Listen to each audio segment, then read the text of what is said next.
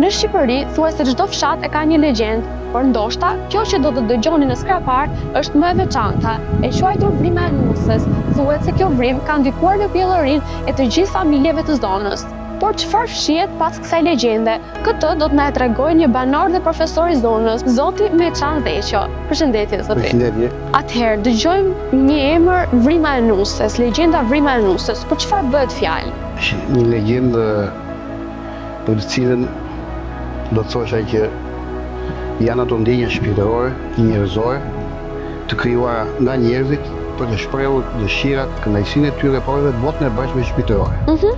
Pikërisht jemi tek vendi për cilën ju edhe në pyetët, ku kemi kanionet, një mrekulli të natyrës, të veçanta në Shqipëri, dhe mbi këtë mrekulli natyrore është vendosur një legjendë, edhe kjo me ato vlerat e saj shpirtërore dhe njerëzore. Këtu flitet për një vajzë e cila është fejuar pa dëshirën e saj dhe martohet po pa dëshirën e saj. Në kohën kur vajza nuk njifte as të fejuarin apo dhëndrit që do të vinin në atë shtëpi, vinin krushjet pa dhëndrit. Dhe në momentin që bëhet dashma dhe nusja nise për shtëpinë e dhëndrit, gjithmonë pa dëshirën e saj, dhe nuk donte që të arrinte në atë shtëpi, thërri se o Zot, më ndihmo, se është jashtë dëshirës time dhe nuk dua të vete në atë shtëpi, tek ai dhënda. Pikërisht në këto momente hapet kjo gurë këtu që ne e quajmë Vrima e Nusës, një toponim për të cilën e kemi si banor të zonës. Shprehim gjithmonë gurvat që hapen e tjera me radhë, në toponimin ton krajnor i themi Vrima, ndaj quhet dhe Vrima e Nusës. Në këto momente nusja zbret nga kali, duke u thënë krushjeve për nevoja personale, dhe futet në atë gurën aty, që quhet Vrima e Nusës, e cila është gati 8 deri 10 metra poshtë, dhe krushjet shkuan dhe u kthyen në shtëpinë e tyre pa nusë. Po nusja? Nusja u kthye në shtëpinë e saj. Pa u martuar. Dhe më pas kjo legjendë e bukur e këtyre banorëve që shpreh atë dëshirën që jo pa dëshirë të kryet gjithçka, por me dëshirën e gjithëve, vajzat e tjera apo nusjet e tjera vinin dhe shprehin dëshirën e tyre për të patur fëmijë në tek ky vend që ata e quajnë të bekuar, një legjendë e mrekullueshme. E mrekullueshme. Këtu vinë edhe turistë, vinë të huaj, edhe shqiptarë, por edhe të huaj, të cilët i shikojnë me krenari dhe befasohen për një legjendë tillë. Megjithatë, unë do të shprehem edhe si ish mësues i historisë që legjendat shprehin dëshirën, shprehin ato ndjenjat njerëzore, botën e brendshme të njerëzve. Ndoshta shprehin pak edhe mentalitetin e popullit ton ndër vite në lidhje me martesat. Patjetër, ne jemi një zonë që dikur quhet zonë malore, e vetë qeverisur. Dhe pikërisht ato normat, doket, zakonet i kam patur të veçanta dhe i administronin vetë. Pra gjithçka e kishin në shpirtin e tyre, e bënin sipas dëshirave të tyre. Por për mua do të thosha që kjo zonë ka dhe atë që njerëzit e zonës Skraparit kanë qenë tolerantë. Çfarë do të thotë kjo? Kjo do të thotë që pavarësisht se kjo do të martohej pa dëshirën e saj, por përsëri ajo vajzë vajti në shtëpinë e saj, pra u pranua prapë atje. Do të thënë që njerëzit i respektojnë edhe vlerat, interesat, dëshirat e gjithë secilit. A ndodh sot që të vjen të huaj ose edhe të vendit këtu që të futen tek ajo vrimë? Zakonisht. Se ti përmende pak pjesën e pjellërisë. Po, patjetër. Edhe vinë, por është në rrezikshmëri dhe mjaftojnë vetëm me të lexuar, me të dëgjuar këtë legjendë këtu dhe largohen pastaj. Pak para se të nisnim xhirimin ti më përmende historinë e një gruaje 80 vjeçare që kishte provuar të futej aty. Patjetër, turiste çeke, e cila duke vëzhguar aty shkoi ra brenda, sepse edhe moshuar, kuptohet. Megjithatë pa rrezik. Nuk pati ndonjë diçka. Por ne krenojmë me atë që në këtë legjendë vinë e shikojnë edhe për shtypjet e tyre. Pavarësisht, saqë edhe njëherë ato janë legjenda të krijuara nga populli, shprehin vlerat e njerëzimit në këtë periudhë. Çfarë tregon kjo për zonën e Skraparit? A është një vlerë kulturore për ju që për shembull nëse ju vjen një mik, një shok, ju shkoni dhe ja tregoni vrimën e nusës? Apo nuk e keni kështu si krenari? Jo, kur vin miq, shok, Po. të cilët ndoshta nuk janë dhe Skrapali, Po. por janë edhe të huaj që vinë me njerëzit tanë, kanë dëgjuar për këto legjenda dhe thonë, a na qonë dhe atje, patjetër që kanë. Patjetër. Edhe këtu edhe tek ai vendi ku do të shkojmë atje që quhet balkoni, me shumë bukura, shikojnë kanionet dhe thonë që do kthehemi përsëri në këto bukuri natyrës. Sepse në çdo periudhë kanionet kanë atë bukurinë e vet. Ku janë me bimë si të qelur, gjatë verës, gjatë dimrit, pra ndryshon edhe sasia e ujit, kështu që ata që vinë lënë përshtypjet e tyre vërtet pozitive, të mira, dhe thonë që nga një vend i mrekullueshëm. Do të dëshironim të ktheheshin prapë. Po. Ju dini ndonjë rast, për shembull, gjatë gjithë jetës tuaj, keni zgjuar ndonjë rast që vërtet ka patur femra që kanë ardhur këtu, janë futur në këtë grop dhe më pas kanë patur mundësi të kenë fëmijë? Jo, apo është thjesht një legjendë? Është thjesht një legjendë, siç thamë edhe për vetë ngjarjen. Këto janë legjenda. Po pse zgjedhin njerëzit të investojnë këto lloj legjendash? Thash edhe një, është bota shpirtërore e njeriu. E lidhin çdo gjë me personalen. Me personalen, bota shpirtërore, një pasuri. Po. Pasuri, vlerë, në sakt, e ndjenjave të tyre shpirtërore, por në fundit edhe historike. Po. Atë zonës së Skraparit. Ka legjenda të tilla si kjo e vrimës nusës në të gjithë Shqipërinë apo është zonës së Skraparit? Do të thosha që për zonën tonë ka edhe legjenda të tjera. Po. Kemi gjurmën. Gjurmën e Basaliut i themin. Po. Kemi në malin e Tomorit. Një vend i veçantë, një mrekulli tjetër ajo. Edhe mali i Tomorit ka legjendat e veta. Qoftë për atë ujin që ndërpritet dhe rrjedh prapë. Qoftë për pasuritë, qoftë edhe zbulimet arkeologjike që kanë nxjerrë në malin e Tomorit, tregojnë për një lashësi, por ama ajo tregon që në këtë mal, si quajtur mali perëndive, ka lashësinë, ka historinë, ka legjendën e vet, dhe jo më kot e zgjedhur ai mal. Ai është vendosur në një vend sikur e vendosur me dorë. Nga maja të cilit shikon gjitha rrethet e tjera një hapësirë të madhe gjeografike. Por në vetvete, në brendësia i mal, ruan një legjendë, ruan një histori, që dhe vetë emritia Tomor ka ardhur nga Baba Tomori. Baba Tomori është perëndia e njerëzimit, perëndia e dashurisë, perëndia e lirisë. Pra, duke marrë këtë emër të Baba Tomorit, ky mal është i perëndisë, i njerëzimit, i lirisë, i dashurisë. Bile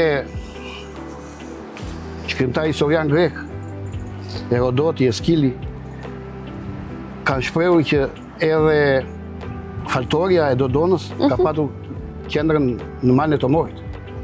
Pra pikërisht shikonin vlerat e mëdha që japin edhe historianë të lashtë të vendeve tjera këtij mali. Ndaj quhet edhe mali i perëndive. Po kanionet kanë shumë vizitorë, si mund na e cilësosh? Në kanione në çdo periudhë të vitit vinë turistë, të cilët e vozisin gjatë gjithë kohës, rikthehen përsëri në muajt e verës, por edhe në muajt e dimrit kur ka ujë të bollshëm lumi, ndjen një kënaqësi, një sport ujor që ndoshta ata e vlerësojnë sepse nuk e kanë në vendet e tyre, pra është një mrekulli natyrore. Do të thosha që ne këte i quajmë kanionet Colorado të shqiptare. Dhe pikërisht, jo pa qëllim. Edhe ato janë kanione shumë herë më të mëdha, diskutohet, por janë zhveshura. Ndërsa këto janë me bimësi dhe japin një bukuri të jashtëzakonshme kanioneve të Skraparit. Ne përmendëm pak bashkë, ndërkohë që po vinim këtu, që shpesh të huajt turistët i njohin si kanionet e Beratit. Pse vjen kjo? Po, historikisht, edhe në atë periudhën e parë, ndoshta edhe kjo krahinë e lidhin me Beratin. Po që me kalimin e kohës kemi një rreth më vete, kemi një qytet më vete të Qoravodën, si qendra e rrethit Skraparit, dhe pikërisht fillimet e turizmit në Skrapar fillon nga Berati. Dhe ata që vinin, vozisnin në kanionet e Skraparit, e kishin qendrën në Berat. Dhe ka ngelur që nga e kohë e deri ditë tona që varen nga Berati. Nuk është e mirë. Ne si Skrapalin dëshirojmë që të kemi qendrën tonë, sepse na përkasin neve, është shtëpia jonë në fundit. Po. Dhe zot shtëpi jemi vetë, mikun e presim, e respektojmë, por ama jemi zot shtëpi vetë. Dhe s'ka se si një tjetër të vitë bëhet zot në shtëpinë tonë. Po.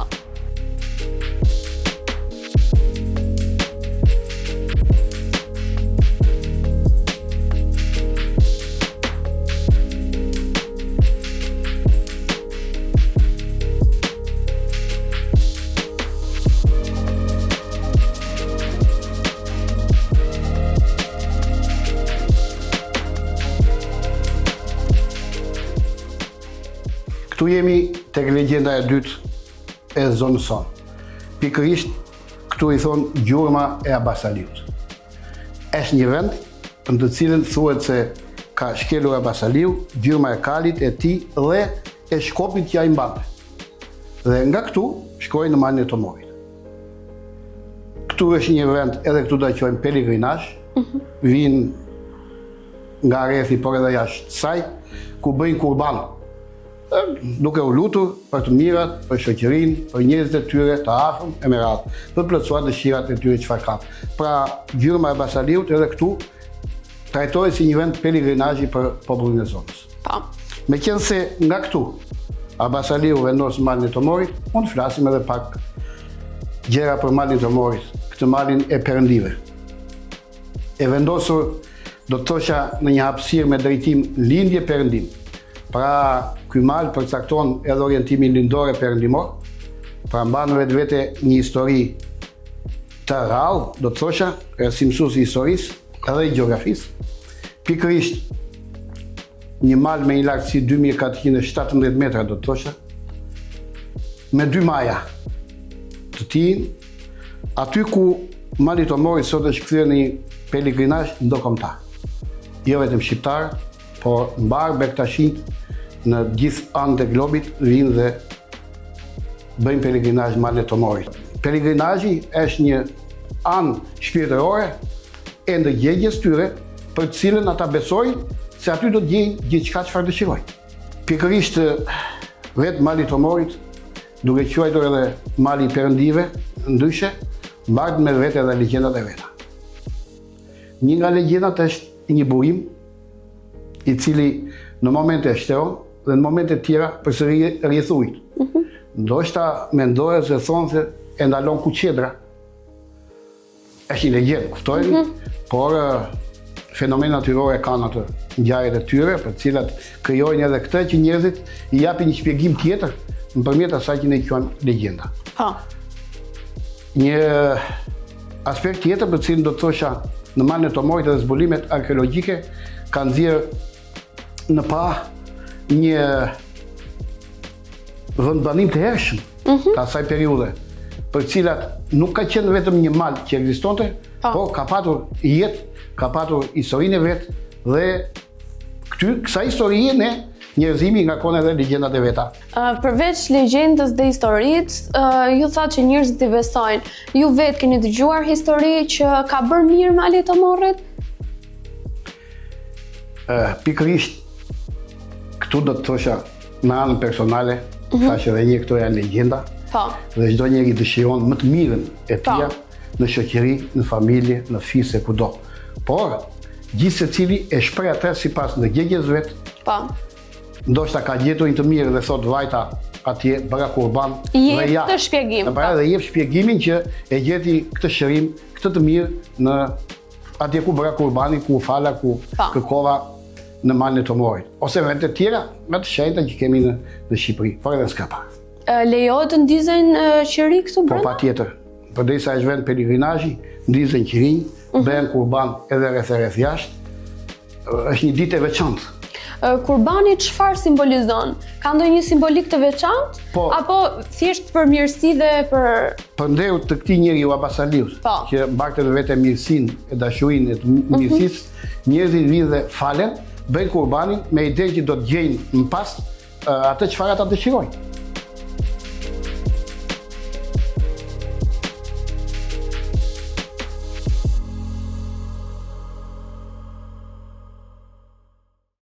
Mos harroni të bëni subscribe në kanalin ton për video të tjera si kjo dhe aktivizoni notification që mos të humbisni asnjë nga videot e përditshme.